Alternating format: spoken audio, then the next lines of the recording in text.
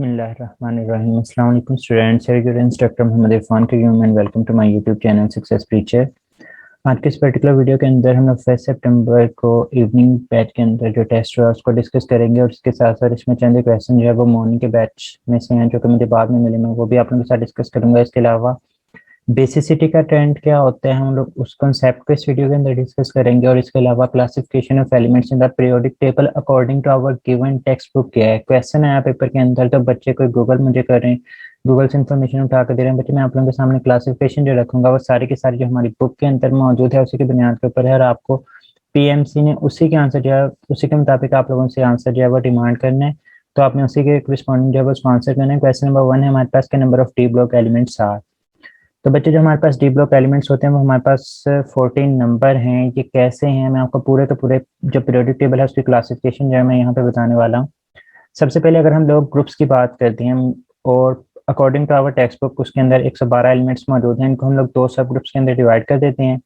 उनमें से जो पहला सब ग्रुप है उसको सब ग्रुप ए का नाम दे दिया जाता है, दूसरे वाले को सब ग्रुप बी का नाम दे दिया जाता है। सब ग्रुप ए के एलिमेंट्स को रिप्रेजेंटेटिव एलिमेंट्स या फिर नॉर्मल एलिमेंट्स का नाम दिया जाता है और 112 में से 44 एक नंबर होते हैं हमारे पास सब ग्रुप ए के एलिमेंट्स। इसी तरह से सब ग्रुप बी की बात करें तो ये ट्रांजिशन एलिमेंट्स कहलाएंगे। 68 इन नंबर होते हैं कि हमारे पास सब ग्रुप ए को फर्दर क्लासीफाई करें तो एस ब्लॉक और पी ब्लॉक में इसको क्लासीफाई किया जाता है। एस ब्लॉक जो है हमारे पास present at the left of the periodic table मौजूद होते हैं, ये 14 इन नंबर हमारे पास होंगे। इस तरह से जो पी ब्लॉक होते हैं ये present at the right of the periodic table है, ये हमारे पास 13 नंबर जो है हमें देखने को मिल रहे होते हैं। इसी तरह से अगर सब ग्रुप बी को क्लासीफाई करें तो हमारे पास आउटर ट्रांजिशन एलिमेंट्स और इनर ट्रांजिशन एलिमेंट्स के अंदर जो है हम लोग इनको क्लासीफाई कर रहे होते हैं। अगर आउटर की बात करें तो इनको हम लोग डी ब्लॉक एलिमेंट्स का नाम देते हैं और ये हमारे पास 14 नंबर होते हैं बच्चे। और हमारे पास इनर ट्रांजिशन एलिमेंट्स होते हैं इनको हम लोग एफ ब्लॉक एलिमेंट्स का नाम देते हैं, हमारे पास 28 ही नंबर होते हैं। तो 40 + 28 ये हमारे पास मिलकर 68 जो है वो बना रहे होते हैं। अब अगर हम लोग इनर ट्रांजिशन एलिमेंट्स की बात करते हैं तो इनको फर्दर क्लासिफाई किया जाता है लेंथेनाइड्स और रेक्टेनाइड्स के अंदर। जो लेंथेनाइड्स हैं इनको हम लोग ये हमारे पास 14 ही नंबर होंगे और ये लेंथेनम से स्टार्ट होंगे। और रेक्टेनाइड्स की बात करें तो ये भी 14 ही नंबर होते हैं, ये हमारे पास एक्टिनियम से जो है बाद में स्टार्ट हो रहे होते हैं। और अगर कोई आपसे पूछता है कि हमारे पास largest group in the periodic table कौन सा है तो बच्चे याद रखिएगा उसका आंसर जो है हमारे पास 3b होता है, क्योंकि लेंथेनाइड और रेक्टेनाइड हमारे पास इसी ग्रुप के अंदर आ रहे होते हैं और ये जो पूरी के पूरी इनर ट्रांजिशन एलिमेंट की सीरीज है फिर हम लोग इसको 3b के अंदर ही कंसीडर कर रहे होते हैं। तो यहाँ पे हमारे पास 3b जो है वो राइट ऑप्शन बनेगा अगर आपसे कोई पूछता है कि लार्जेस्ट ग्रुप क्या है। एनी हाउ यहाँ पे क्वेश्चन पूछा गया था कि हमारे पास डी ब्लॉक एलिमेंट्स के अंदर कितने नंबर होते हैं, तो वो हमारे पास 40 नंबर के अंदर होंगे। इसी तरह से आपके सामने मैंने पूरी की पूरी क्लासिफिकेशन रख दी है, जिस भी बुनियाद के ऊपर आप लोगों को क्वेश्चन पूछा जाएगा आप लोग उसी के करस्पॉन्डिंग जो है वो आंसर कर रहे होंगे। क्वेश्चन नंबर 2 था कि Cannizzaro reaction is. Cannizzaro reaction कौन सा होता है बच्चे? आप लोगों को पता है कि कैनिज़ारो रिएक्शन ऐसा रिएक्शन होता है जिसमें हमारे पास एक ही स्पीशी होती है, मीट से एल्डिहाइड होगा हमारे पास और वही अपने कोरिस्पॉन्डिंग जो है वो हमारे पास अल्कोहल के अंदर भी कन्वर्ट हो रहा होता है और जो हमारे पास वही वाली स्पीशी जो है वो हमारे पास कार्बोक्सिलिक एसिड के साल्ट के अंदर भी कन्वर्ट हो रही होती है। और हमें पता है कि अगर एल्डिहाइड से हमें कार्बोक्सिलिक एसिड बनाना होता है तो हमारे पास कौन सी प्रोडक्ट होती है? ये ऑक्सीडाइज प्रोडक्ट होती है। और अगर अल्कोहल की बात करें तो हमारे पास रिड्यूस प्रोडक्ट होती है। तो ये बेसिकली डिस्प्रोपोर्शनेशन रिएक्शन होता है जिसके अंदर एक ही स्पीशी जो है वो हमारे पास रिड्यूस भी हो रही होती है और ऑक्सीडाइज भी हो रही होती है, तो हमारे पास डिस्प्रोपोर्शनेशन रिएक्शन इसका राइट ऑप्शन था। कहता यूनिट होता है के इक्विलिब्रियम। बच्चे के सी लिखते हैं या के इक्विलिब्रियम लिखते हैं की बात है। के इक्विलिब्रियम से हमारा यहाँ पे इक्विलिब्रियम कांस्टेंट आप लोगों से इसका यूनिट पूछा गया था तो A2 + I2 to A3 मैंने आपको इसका शॉर्टकट बताया कि आप लोग किस तरह से कैलकुलेट करते हैं। फार्मूला ये होता है कि मोल पर डीएम क्यूब की पावर डेल एन। ये जो डेल एन है ये हमारे पास इक्वल होता है कि इसके number of moles of product minus number of moles of reactants. Product के भी 2 मोल्स, रिएक्टेंट के भी 2 मोल्स, 2 - 2 0, तो मोल पर डीएम क्यूब का पावर 0। आप लोगों के पास इसका यूनिट आप लोगों को कोई नहीं देखने को मिलेगा, तो यहाँ पे राइट ऑप्शन क्या आ जाएगा? No units. तो बच्चे ये चीज़ भी मैंने आप लोगों को बताई हुई है कि हमारे पास अगर डेल एन की वैल्यू 0 होती है ना तो आप लोगों के पास नो यूनिट, आप लोगों को कभी भी यूनिट देखने को नहीं मिलेगा। मैंने जब डिस्कशन की थी तो इसके ऊपर बहुत डिटेल हम लोगों ने बात की हुई है कि जब भी डेल एन की वैल्यू 0 होगी तो उसका यूनिट कोई नहीं होगा। डेल एन की वैल्यू 0 के बराबर नहीं होगी तो फिर इसका कोई ना कोई यूनिट होगा। हम लोग ये वाला फार्मूला ही लगाते हैं, फिर डेल एन जो है वो NP - NR की मदद से कैलकुलेट करके हम लोग जो है उसको आंसर कर रहे होते हैं। क्वेश्चन नंबर 4 है कि amino acids are detected by. तो बच्चे बेनेडिक्ट टेस्ट और टोलेंस टेस्ट ये तो आप लोगों को पता है ना कि हमारे पास किसके लिए इस्तेमाल किए जाते हैं? हमारे पास एल्डिहाइड्स के लिए इस्तेमाल किए जाते हैं। ब्यूरो टेस्ट हमारी बुक के अंदर मौजूद नहीं है, लेकिन बच्चे याद रखें जो अमीनो एसिड्स होते हैं हमारे पास पेप्टाइड्स की डिटेक्शन के लिए हम लोग इसको इस्तेमाल करते हैं। हमारी बुक के अंदर जो इस्तेमाल होने वाला है वो निनहाइड्रेन टेस्ट है, तो निनहाइड्रेन टेस्ट भी इस्तेमाल किया जाता है और साथ ही साथ हमारे पास ब्यूरो टेस्ट भी जो है वो इस्तेमाल किया जा रहा होता है। तो हमारे पास यहाँ पे जो राइट ऑप्शन है वो ब्यूरेट टेस्ट आ जाएगा, उसको इस्तेमाल किया जाता है for the detection of peptides, और पेप्टाइड्स जो है वो हमारे पास अमीनो एसिड्स के दरमियान ही बनते हैं, तो जो राइट ऑप्शन है वो हमारे पास चाल ही आएगा। क्वेश्चन नंबर 5 है, कहते हैं group 3 basic radicals ionisation of NH4OH decreases by adding. But यहाँ पे सिंपली आप लोगों ने क्या करना होता है, आप लोगों ने कोई कॉमन आयन ऐड करके उसका आयनाइजेशन को डिक्रीज करना होता है। मतलब NH4OH है आपके पास, तो आपके पास दो आयन बन रहे हैं, एक आपके पास NH4 पॉजिटिव बन रहा है, दूसरा OH नेगेटिव जो है वो आपके पास बन रहा होता है। आपने इसके आयनाइजेशन को डिक्रीज करवाना है, मतलब रिएक्शन को रिवर्स लेकर जाना है, तो आपको क्या करना पड़ेगा, आपको कोई कॉमन आयन ऐड करना पड़ेगा। इन तमाम में से, इन दोनों में से एक आयन बनाने वाली जो स्पीशीज है वो हमारे पास NH4Cl है। NH4Cl को हम लोग यहाँ पे लेंगे तो हमारे पास NH4 पॉजिटिव बनेगा, और साथ में Cl नेगेटिव जो है वो हमारे पास बन रहा होता है। NH4 पॉजिटिव प्रोडक्ट की कंसंट्रेशन बढ़ती है, रिएक्शन रिवर्स हो जाएगा, NH4OH की कंसंट्रेशन बढ़ना शुरू हो जाएगी, और इसके मतलब ये होगा कि इसकी आयनाइजेशन जो है वो हमारे पास डिक्रीज हो जाएगी। तो यहाँ पे आप लोग कितनी बातें कह सकते हैं, आप लोग कह सकते हैं कि यहाँ पे हमारे पास आयनाइजेशन ऑफ NH4OH जो है वो डिक्रीज हो रही है। आप लोग यहाँ पे कह सकते हैं कि प्रेसिपिटेशन ऑफ NH4OH जो है वो हमारे पास इंक्रीज हो रही है। आप लोग ये कह सकते हैं कि हमारे पास डिसोसिएशन ऑफ NH4OH जो है वो हमारे पास डिक्रीज हो रही है। तो ये चंद एक बातें होती हैं। इसी तरह से सोलबिलिटी ऑफ NH4OH जो है वो हमारे पास यहाँ पे डिक्रीज हो रही है। तो ये चंद एक बातें, जिस तरह से भी आप लोगों से क्वेश्चन पूछेगा तो आप लोग इसको आंसर कर रहे होंगे। क्वेश्चन नंबर 6 देखें, कहता है कि reaction of alkyl halide with alcoholic OH is an example of. तो बच्चे अल्काइल हैलाइड का रिएक्शन है और किसके साथ है, अल्कोहलिक OH के साथ। दो कंडीशंस होती हैं अगर अल्काइल हैलाइड का हमें रिएक्शन करवाना हो, एक्वस बेस के साथ, और दूसरा होता है विथ अल्कोहलिक OH। बच्चे याद रखें, अल्कोहलिक OH के केस में हमारे पास जो होता है वो एलिमिनेशन होती है, और इसके नतीजे में जो बनने वाली प्रोडक्ट होती है वो हमारे पास क्या होती है, अल्कीन होती है। और अगर हमारे पास एक्वस OH मौजूद हो तो इस केस में आप लोगों के पास सब्स्टिट्यूशन होगी, और सब्स्टिट्यूशन के नतीजे में आपके पास जो बनने वाली प्रोडक्ट होती है वो हमारे पास हमें अल्कोहल देखने को मिल रही होती है। तो ये बातें आपने यहाँ से याद रखनी। यहाँ पर उसने अल्कोहलिक OH की बात की थी, अल्काइल हैलाइड का रिएक्शन था आरमीन अल्काइल एक्समीन हैलाइड। तो इसके रिएक्शन के नतीजे में आपके पास जो बनने वाली प्रोडक्ट होती है वो हमारे पास अल्कोहलिक OH एलिमिनेशन होती है, और इसके नतीजे में आप लोगों के पास अल्कीन बन रही होती है। क्वेश्चन नंबर 7 को देखेंगे, तो when CH2O4 reacts with water, heat of system is increased, it is an example of. बच्चे अगेन वही कंसेप्ट इस्तेमाल किया गया है जो कि आपके 30 अगस्त के अंदर एक क्वेश्चन आया था कि for endothermic reaction heat is taken from, तो उसका आंसर भी सिस्टम था। इसी तरह से 2018 के अंदर एक क्वेश्चन आया था कि when lime water is treated with water, heat of the system is increase. हमारे पास सिस्टम की हीट इंक्रीज हो जाती है। आप लोग हीट कंटेंट को देख के बताएं कि हमारे पास एंडो होगा या एक्सो होगा। बच्चे क्या देखते हैं, बच्चे कहते हैं हीट ऑफ सिस्टम इंक्रीज हो रही है, बच्चे कहते हैं भी हमारे पास एंडोथर्मिक होगा, तो वो गलत कर बैठते हैं। बच्चे ये जो इन्फॉर्मेशन गिवन है ना कि heat of the system is increase, ये आपके पास कब है, आफ्टर रिएक्शन। ये हमारे पास रिएक्शन के फौरी तौर पे बाद जो चीज हो रही होती है उसकी इन्फॉर्मेशन आप लोगों के सामने यहाँ पे गिवन है। तो आपने ये बताना होता है कि जैसे हम लोग रिएक्शन स्टार्ट करवाते हैं तो हमारे पास क्या होता है, बच्चे इनिशियली चीजें उलट ही होती हैं। लाइक एंडोथर्मिक रिएक्शन में हम लोग तो ये कहते हैं ना कि एट द एंड जो सिस्टम का टेम्परेचर होता है वो ज्यादा होता है और सराउंडिंग का कम होता है, लेकिन जब रिएक्शन स्टार्ट करवाना होता है तो रिएक्शन के स्टार्ट के अंदर हमारे पास क्या होता है कि हमारे पास जो सिस्टम का टेम्परेचर होता है वो कम होता है और बाद में उसका टेम्परेचर इंक्रीज होना स्टार्ट होता है। और इसी तरह से हमारे पास जो एक्सोथर्मिक रिएक्शन होती है उसका शुरू में टेम्परेचर ज्यादा होगा, लेकिन फिर जब टेम्परेचर ज्यादा होगा तो फिर आहिस्ता आहिस्ता जो है वो हमारे पास वहां से हीट रिलीज होना शुरू हो जाती है और सिस्टम का जो टेम्परेचर होता है वो हमारे पास कम हो जाता है। तो यहाँ पे ये हमारे पास हीट ऑफ सिस्टम इंक्रीज हो रही है, हमारे पास रिएक्शन के बाद की बात की जा रही है, तो हमारे पास क्या आंसर बनेगा, यहाँ पे एक्सोथर्मिक रिएक्शन बनेगा। अब अगर आप लोगों के जहन में ये क्वेश्चन बन रहा हो कि सर फिर हमें ये बताएं कि ये आंसर कब आएगा कि हमारे पास सिस्टम इंक्रीज हो रहा, तो बच्चे आपकी बुक के अंदर एक्सरसाइज के अंदर भी क्वेश्चन एस गिवन है। कहता है कि एक एंडोथर्मिक रिएक्शन के अंदर हमारे पास जो इंथैल्पी ऑफ द सिस्टम है वो हमारे पास इंक्रीज हो जाती है, फिर heat content of the system जो है वो हमारे पास इंक्रीज हो जाता है, और टेम्परेचर ऑफ द सराउंडिंग क्या होगा। बच्चे यहाँ पे या तो वहाँ पे एट द एंड का वर्ड इस्तेमाल करेगा, या फिर वो आपसे हीट कंटेंट की बात करेगा, या फिर वो आपसे इंथैल्पी की बात कर रहा होगा। तो उन तमाम केसेस में आप लोग जनरल ही बात करेंगे।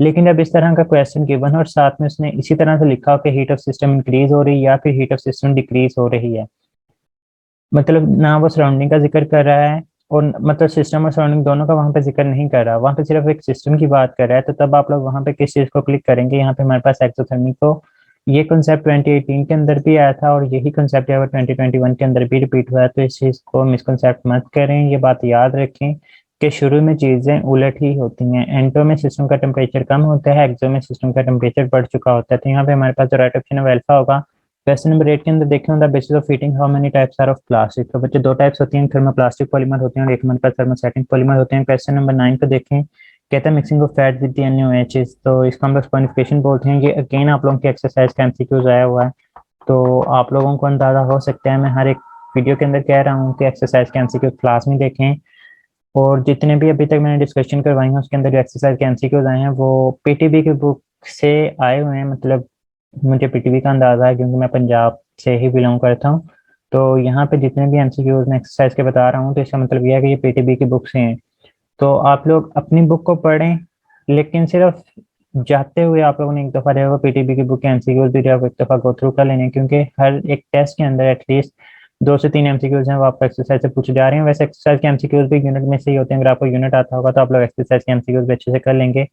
फिर कहता है कि 10th के अंदर और ट्रांजिशन टेम्परेचर एलिमेंट्स, यहाँ पे बच्चों ने क्या किया होगा कि हमारे पास उन्होंने देखा होगा कि और ट्रांजिशन टेम्परेचर को स्किप किया होगा, एलिमेंट्स की बात करके उन्होंने स्टेबल की बात कर ली होगी क्योंकि एलिमेंट्स वहाँ पे स्टेबल हो जाएंगे, या फिर उन्होंने नन ऑफ दिस लगा दिया होगा मतलब।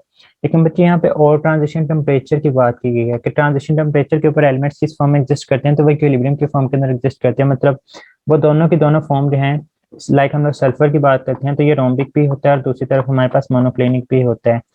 तो ये हमारे पास क्या होता है, फिर इन दोनों के दरमियान इक्विलिब्रियम जो है वो कायम हो जाता है। मतलब उसी टेम्परेचर के ऊपर ये हमारे पास रोम्बिक फॉर्म में भी एग्जिस्ट कर रहा होगा और मोनोक्लिनिक फॉर्म में भी जो है हमारे पास एग्जिस्ट कर रहा होता है।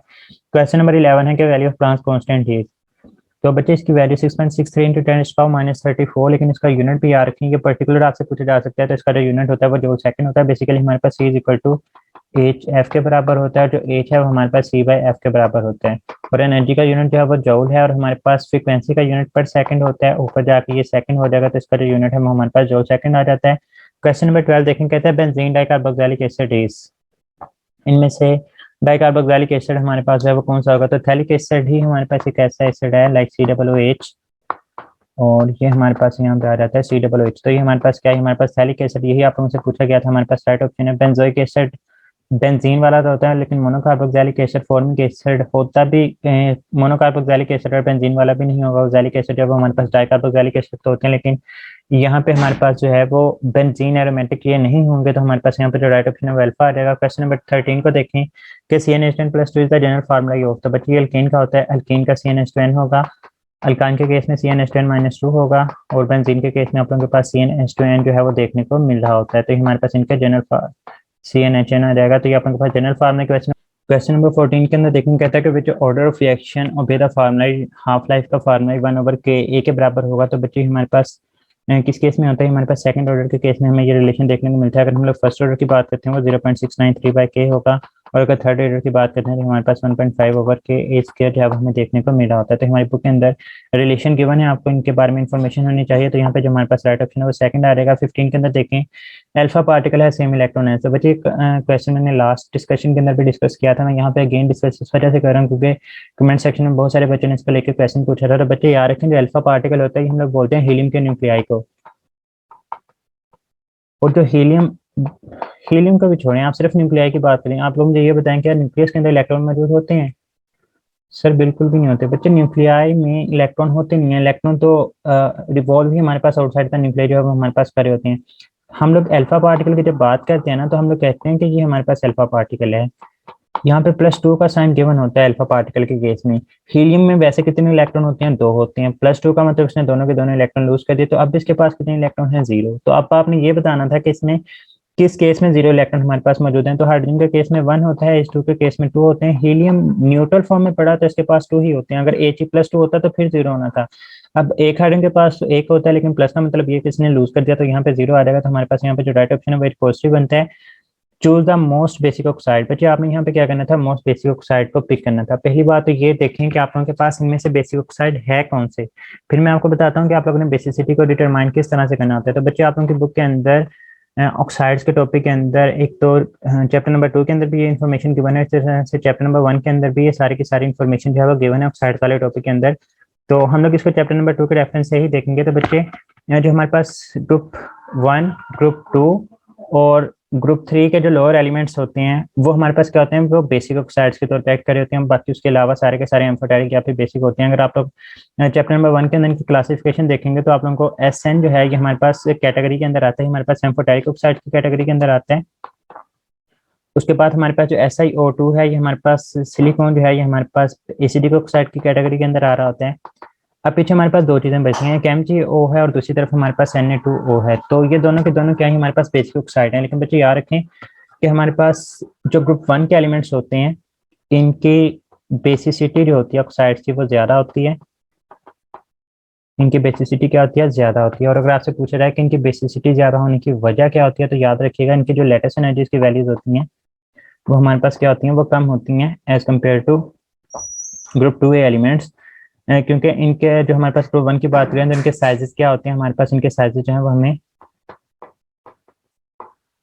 ज्यादा देखने को मिलती हैं as compare to group 2 element. तो यहाँ पे इनकी लेटेस्ट एनर्जी क्या होती है, लेटेस्ट एनर्जी इनकी ज्यादा होती है। लेटेस्ट एनर्जी ज्यादा होने की वजह क्या होती है, इनके साइज हैं वो कम होती हैं, क्योंकि lattice energy depend upon charge to size ratio. तो इनके साइजेस कम होते हैं और चार्जेस इनके ऊपर ज्यादा होते हैं तो इनकी लेटेस्ट एनर्जी जो है वो हमारे पास ज्यादा होती है। जबकि ग्रुप 1 की बात करें तो इनके साइज कम, इनके साइज जो है वो ज्यादा होते हैं, चार्जेस इनके कम होते हैं, इस वजह से इनकी लेटेस्ट एनर्जी की वैल्यू जो है वो हमारे पास कम होती है। जब लेटेस्ट एनर्जी कम होगी तो इनको तोड़ना आसान होगा, जब तोड़ना आसान होगा तो इनकी बेसिसिटी जो है वो हमारे पास ज्यादा होती है। तो याद रखिएगा हमारे पास बेसिक कौन से होते हैं, वो हमारे पास ग्रुप 2 के जितने भी एलिमेंट्स हैं और ग्रुप 1 के एक एलिमेंट्स हैं हमारे पास क्या होते हैं, ये बेसिक होते हैं। और अगर आपसे ये पूछा जाए कि डाउन द ग्रुप बेसिसिटी क्या होती है तो डाउन द ग्रुप बेसिसिटी जो है वो इंक्रीज हो जाती है। बेसिसिटी डाउन द ग्रुप क्या होती है, इन दोनों में इंक्रीज होती है। और रीजन अगर आपसे पूछा जाए तो याद रखिएगा इनकी डिसोसिएशन जो है वो आसान हो जाती है, मतलब हायर साइज होता है तो इनका डिसोसिएट होना जो है वो हमारे पास आसान हो जाता है। और अगर हम लोग ये आपसे पूछा जाए कि ग्रुप 1 और ग्रुप 2 में से कौन सा ज्यादा बेसिक है तो उसकी रीजन आप लोग बताएंगे कि ग्रुप 1 के एलिमेंट्स है वो मोर बेसिक होते हैं। और अगर आपसे पूछा जाए कि उसकी रीजन क्या होती है तो उसकी रीजन ये होती है कि इनकी जो लेटेस्ट एनर्जीज की वैल्यूज होती हैं वो हमारे पास कम होती हैं as compare to group 2 elements. So कि आप लोगों का पॉइंट जो है क्लियर हो चुका होगा। फिर आप लोगों से पूछा जाता है कि हम लोग डाउन सेल को किस एरिया पर इस्तेमाल करते हैं, तो हम लोग सोडियम मेटल को प्रिपेयर करने के लिए इस्तेमाल करते हैं। ये फैक्ट है हमारे पास चैप्टर नंबर 10 इलेक्ट्रोकेमिस्ट्री के अंदर से क्वेश्चन पूछा गया। 18 के अंदर कहता है इनमें से कौन सा polymer, which one of the following is a polymer, इनमें से कौन सा जो है हमें पॉलीमर देखने को मिल रहा होता है। तो बच्चे सुक्रोज और माल्टोज ये दोनों के दोनों हमारे पास दो चीज़ों को कॉम्बिनेशन से मिलकर बनते हैं, जबकि ग्लूकोज फ्रुक्टोज ये मोनोसेक्राइड्स होते हैं। तो ये हमारे पास मोनोमर की कैटेगरी में आते हैं, ये हमारे पास दोनों के दोनों क्या है, हमारे पास पॉलीमर्स की कैटेगरी के अंदर आ रहे होते हैं। तो यहाँ पे आप लोगों के पास जो राइट ऑप्शन है वो बोथ ए एंड बी की कैटेगरी के अंदर आएगा। ग्लाइसिन इज, ग्लाइसिन एक अमाइनो एसिड है, अमाइनो एसिड जो है वो ज्विटर आयन की फॉर्म के अंदर एग्जिस्ट करते हैं। मीन टू से इनके ऊपर पॉजिटिव और नेगेटिव चार्जेस दोनों के दोनों हमें देखने को मिल सकते हैं, तो हम लोग इसको ज्विटर आयन जो है वो बोल रहे होते हैं। तो यहाँ पे हमारे पास जो राइट ऑप्शन है वो 4 ही आ जाएगा। Outer transition elements are included in dash block. तो बच्चे दो तरह के ब्लॉक हैं ट्रांजिशन में, एक डी होता है और एक एफ होता है। अगर आप लोगों में से कोई रेसलिंग देखता होगा तो उससे के लिए तो ये निमोनिक कारगर होगी, अदरवाइज आप लोग इसे वैसे याद रख सकते हैं। स्टीवन फिन, अगर आप लोग क्रिकेट भी देखते हैं तो हमारे पास इंग्लैंड के एक बॉलर थे फिन। और इसी तरह से अगर आप लोग रेसलिंग वगैरह देखते हैं तो एक रेसलर का नाम था फिन बैलर। तो एफ से आप लोग याद रखेंगे एफ, और इन से याद रखेंगे इनर ब्लॉक एलिमेंट्स। मतलब जो इनर की बात करें तो वो एफ ब्लॉक एलिमेंट्स होते हैं। और डाउट, आपको कोई शक है तो डी और यू मतलब प्रोनाउंस ही करना है डाउट के तौर से, तो डी से जो है वो हमारे पास डी ब्लॉक आ जाएगा। और आउट से आप लोग आउटर ट्रांजिशन को याद रखेंगे तो आउटर ब्लॉक जो है हमारे पास डी की कैटेगरी के अंदर आ जाते हैं। फिर कहते हैं कि पोटेशियम डाइक्रोमेट एक्ट है, तो बच्चे K2Cr2 7 बहुत ही अच्छी एग्जांपल। ये क्या होता है, ये बेसिकली ऑक्सीडाइजिंग एजेंट होता है। कैसे पता लग रहा है, आप लोगों ने जब कीटोन्स के रिएक्शंस भी देखे थे तो आप लोगों ने देखा था कि हमारे पास कीटोन्स जनरली ऑक्सीडाइज नहीं होते, लेकिन in the presence of K2Cr2 7 H2SO4 ये हमारे पास स्ट्रॉन्गली ऑक्सीडाइजिंग एजेंट होता है, जिसकी वजह से हमारे पास क्या करता है, हमारे पास ऑक्सीड दूसरी चीजों को ऑक्सीडाइज करके कीटोन्स को उनको कार्बोक्सिलिक एसिड के अंदर जो है वो हमें कन्वर्ट करता हुआ दिखाई दे रहा होता है। तो यहाँ पे हमारे पास जो राइट ऑप्शन है वो अल्फा आ जाएगा। क्वेश्चन नंबर 22 कहता है density is inversely related to, तो D is equal to PM/RT के इक्वल होते हैं हमारे पास। तो प्रेशर के साथ भी डायरेक्ट रिलेशन है, मोलर मास के साथ भी डायरेक्ट रिलेशन है, टेम्परेचर के साथ इन्वर्सली होते हैं। तो राइट ऑप्शन टेम्परेचर आ जाएगा। अमाउंट ऑफ एक्टिवेशन एनर्जी, सब बच्चे ग्राफ बना लेते हैं। ये हमारे पास रिएक्टेंट है, ये हमारे पास प्रोडक्ट है, ये हमारे पास क्या एक्टिवेशन एनर्जी। मीन टू से एक्टिवेशन एनर्जी का जो कंटेंट है वो हमारे पास ज्यादा है रिएक्टेंट के मुकाबले में भी और प्रोडक्ट के मुकाबले में भी। और याद रखिएगा चाहे एंडोथर्मिक हो चाहे एक्सोथर्मिक हो, एक्टिवेशन एनर्जी का जो लेवल होता है एनर्जी का वो हमेशा ज्यादा होता है प्रोडक्ट से भी और रिएक्टेंट से भी। फिर चाहे वो एंडो एक्सो में फॉरवर्ड का पूछ ले, रिवर्स का पूछ ले, जो भी केस आप लोगों से बना के पूछेगा आप लोग यही कहेंगे कि एक्टिवेशन एनर्जी जो होती है वो हमेशा ज्यादा होती है as compare to reactant and products की एनर्जी। तो हमारे पास यहाँ पे जो राइट ऑप्शन है वो बीटा आ जाएगा कि ये ग्रेटर होगी। फिर 24 के अंदर देखेंगे कहता है लॉ ऑफ मास एक्शन के मुताबिक रेट ऑफ रिएक्शन जो है वो डायरेक्टली प्रोपोर्शन होता है। तो बच्चे कंसंट्रेशन ऑफ रिएक्टेंट का डायरेक्टली प्रोपोर्शन होता है, प्रोडक्ट के नहीं होता। 25 के अंदर number of electron proton and neutron in iron is. तो बच्चे ये दो ऑप्शंस यहाँ पे गिवन है। तो आयरन जो है इसका एटॉमिक नंबर जो है वो 26 होता है, तो इसका एटॉमिक मास है वो 56 होते हैं। इन दोनों मतलब यही दो ऑप्शन मुझे मिली, तो इनमें से तो हमें आसानी के साथ पता लग जाएगा। आयरन क्या है, हमारे पास न्यूट्रल एलिमेंट है, न्यूट्रल एलिमेंट के अंदर हमारे पास नंबर ऑफ इलेक्ट्रॉन प्रोटॉन तो बराबर होते हैं, लेकिन यहाँ पे उसने 23 25 दिया, मतलब ये तो निकल के पीछे हमारे पास 26 26 ये दोनों के दोनों क्या है, हमारे पास इलेक्ट्रॉन प्रोटॉन के नंबर सेम। और 30 अगर आप लोग 56 माइनस 26 कर देते हैं तो आप लोगों के पास यहाँ पे राइट ऑप्शन जो है वो हमें 30 देखने को मिलेगा। तो ये आप लोगों के पास राइट ऑप्शन था 26 आके फंक्शन ग्रुप ऑफ एल्डिहाइड। तो एल्डिहाइड किसको बोलते हैं कि हमारे पास सी डबल बॉन्ड ओ के एक तरफ हाइड्रोजन लाजमी तौर पे मौजूद होना चाहिए, तो यही हमारे पास अल्फा के अंदर मौजूद है। बीटा के अंदर देखें R C double bond O O R, तो हमारे पास किसके लिए आ जाता है, हमारे पास ईस्टर्स के लिए आ जाता है। फिर R C double bond O R है, इसका मतलब यह है कि आप लोगों के पास कीटोन के लिए गिवन है। और सबसे लास्ट पे R C double bond O O H मौजूद है, तो ये हमारे पास जो है वो हमें कार्बोक्सिलिक एसिड के लिए देखने को मिल रहा होता है। तो यहाँ पे हमारे पास जो राइट ऑप्शन है वो क्या आ जाएगा, अल्फा आ जाएगा। 27 के अंदर देखें कहते हैं कि लिगेंड्स कितने मौजूद हैं इसके अंदर। तो बच्चे लिगेंड्स क्या होते हैं, वो वाली तमाम की तमाम चीजें जो कि अपने लोन पर डोनेट कर रहे होते हैं। तो एक कोऑर्डिनेशन पेयर के अंदर मेटल के अलावा तमाम के तमाम एलिमेंट जो हैं वो लिगेंड के तौर पे ही मौजूद होते हैं। तो एक क्लोरीन अपना लोन पे डोनेट करेगा, एक NO2 डोनेट करेगा, और NH3 के दो यहाँ पे नंबर गिवन है मीटर से, ये दो जो है वो डोनेट करते हैं। तो दो अमोनिया डोनेट करेंगे, एक NO2 डोनेट करेगा और एक क्लोरीन। तो आपके पास टोटल लिगेंड कितने हो जाते हैं, वो हमारे पास 4 आ जाते हैं। तो हमारे पास यहाँ पे राइट ऑप्शन जो है वो 4 आ जाएगा। तो बच्चे ये क्वेश्चन थे जो कि मैंने आप लोगों के साथ शेयर किए हैं। ये सेकंड बैच या फिर इनमें से बहुत चंद क्वेश्चन ऐसे भी हैं जो कि आप लोगों के पास मॉर्निंग के बैच में से थे। तो उम्मीद करता हूँ आप लोगों की वीडियो पसंद आई होगी, डिस्कशन पसंद आई है तो अपने दोस्तों के साथ लाजमी तौर पर शेयर कीजिएगा। आई विल ट्राई कि मैं आप लोगों के साथ दूसरे सब्जेक्ट्स की भी जो है वो डिस्कशन वगैरह शेयर करूं, लेकिन उनकी सिर्फ की ही शेयर होगी। डिस्कशन के ऊपर इतना ज़्यादा फोकस नहीं किया जाएगा, लेकिन इंशाल्लाह केमिस्ट्री के लिए जो है मैं लाजमी तौर पर आप लोगों के साथ डिस्कशन भी शेयर करूंगा। तो हम याद रखिएगा, अल्लाह हाफिज़।